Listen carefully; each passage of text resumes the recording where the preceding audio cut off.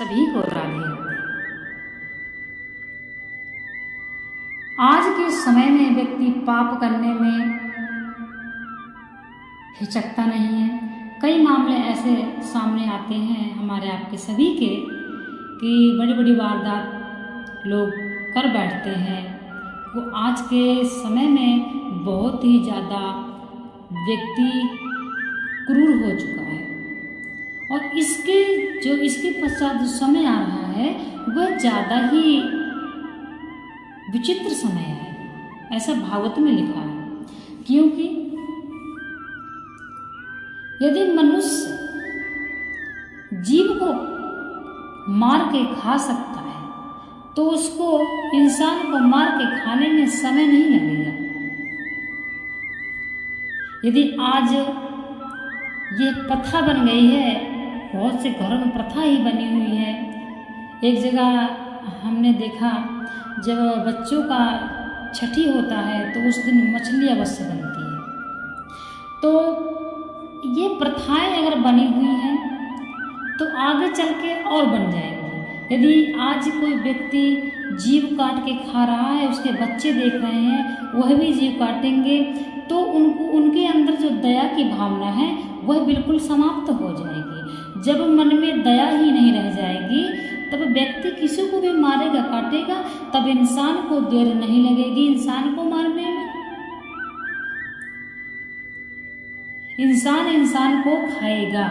और कलयुग के अंत तक बहुत ही भीषण लिखा हुआ है कि जिस प्रकार से जानवरों की मांस की मंडियां लगती हैं उसी प्रकार से मनुष्य के मांस की मंडियां लगेगी और जीव जंतु पृथ्वी पर बहुत ही कम हो जाएगा।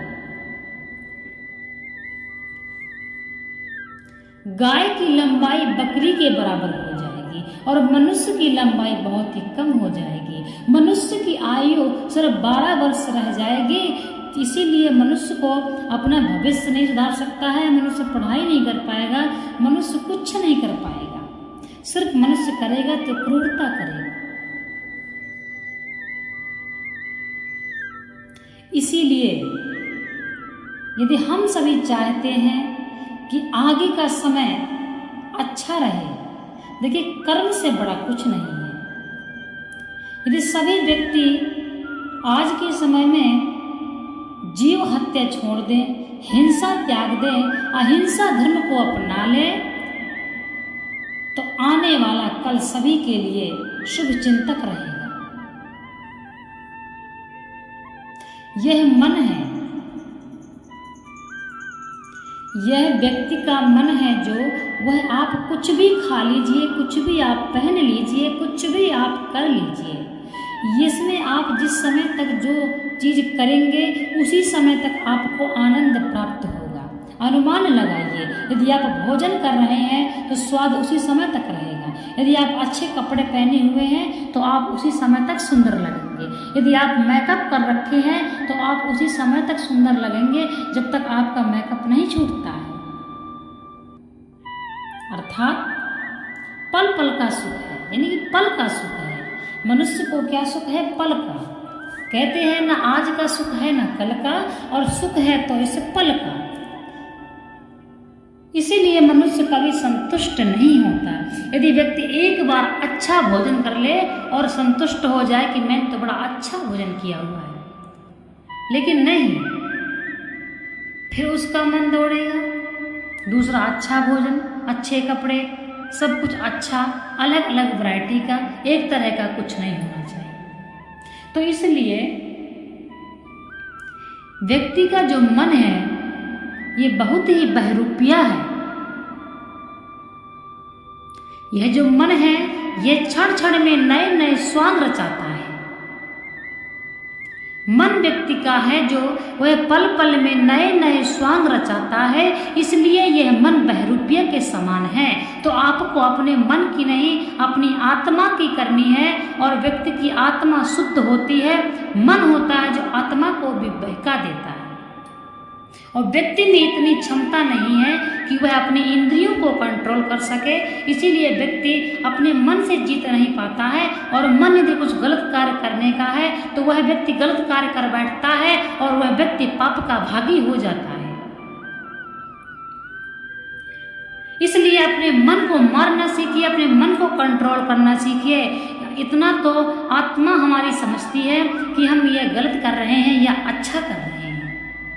तो जिस जगह पे आप अच्छा कर रहे हैं उस जगह पे अपने मन को मत रोकिए, परंतु जिस जगह पे आप समझते हैं कि मैं आपकी ये करने की इच्छा है और आप ये कर रहे हैं परंतु यह गलत है, तो उस जगह पे अपने मन को बहुत ही कंट्रोल करना सीखिए, अपने मन को बस में करना सीखिए। देखिए संसार में हमारे जो ऋषि मुनि हैं जो भी हैं वो 10 इंद्रियों को बस में करके रखते थे, तभी वो सब कुछ त्याग के भगवान की तपस्या करके हरि को प्राप्त करते थे। परंतु आज के समय में जो मनुष्य है वह शक्ति विहीन है, इसलिए मनुष्य अपनी 10 इंद्रियों को बस में नहीं कर सकता है, परंतु एक इंद्रिय को वह बस में कर सकता है, वह है मन। जिस व्यक्ति ने अपने मन को बस में कर लिया वह व्यक्ति को मैं गारंटी देती हूं कि वह व्यक्ति पाप नहीं कर सकता है। इसलिए अपने मन को बस में करना अनिवार्य है। क्रोध,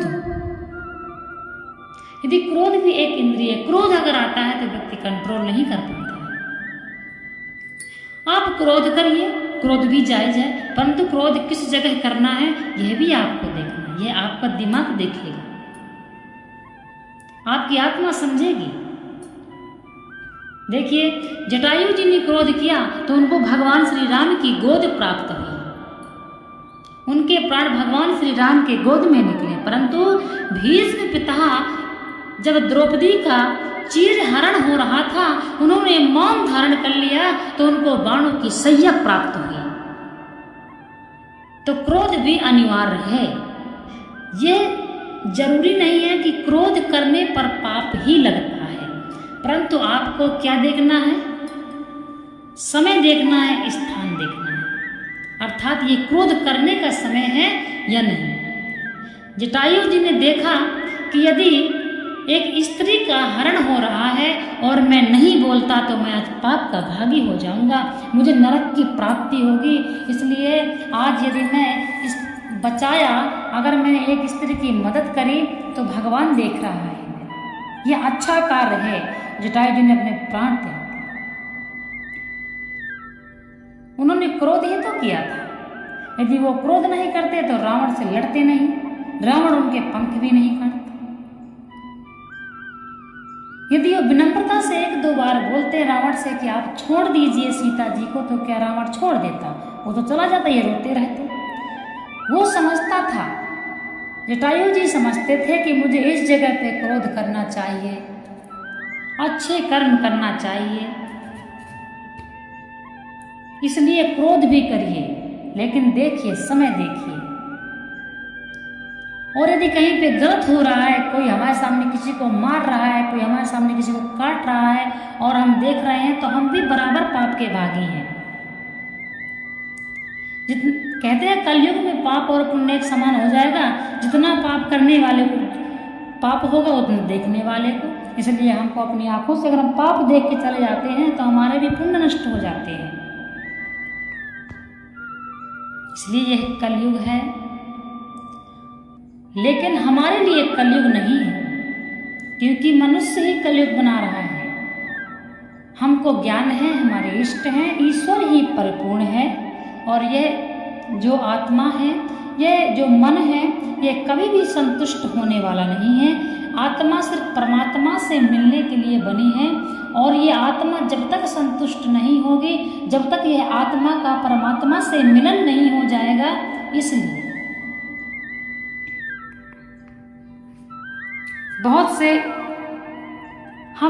बहुत से लोगों को देखते हैं, कोई मन का ना होने पर, कुछ ना होने पर, या कोई पत्नी अच्छा खाना नहीं बनाती है तो पति उसको पीट देता है। तो यह भी बहुत ही गलत है, क्योंकि अगर अच्छा भी बन जाएगा तब भी तुमको दोबारा अच्छा ही चाहिए, तो उसमें किसी को ताड़ना देना क्यों, उसमें किसी को पीटना क्यों, किसी को दुख देना क्यों? अरे स्वयं से दोबारा कोशिश क्यों नहीं करना? अगर स्वयं से आप दोबारा कोशिश करेंगे तो आप पाप के भी भागी नहीं होंगे और अच्छा आप खा सकते हैं। यदि आप किसी को, अपनी पत्नी को पीट दिया तो आप पाप के भागी हो गए। इसलिए आप इन चीज़ों का गौर करें, अपनी इंद्रियों को कंट्रोल करें, अपने मन को अपने बस में करने की शक्ति, जब आप भक्ति करते हैं तभी आप अपने मन को कंट्रोल कर सकते हैं।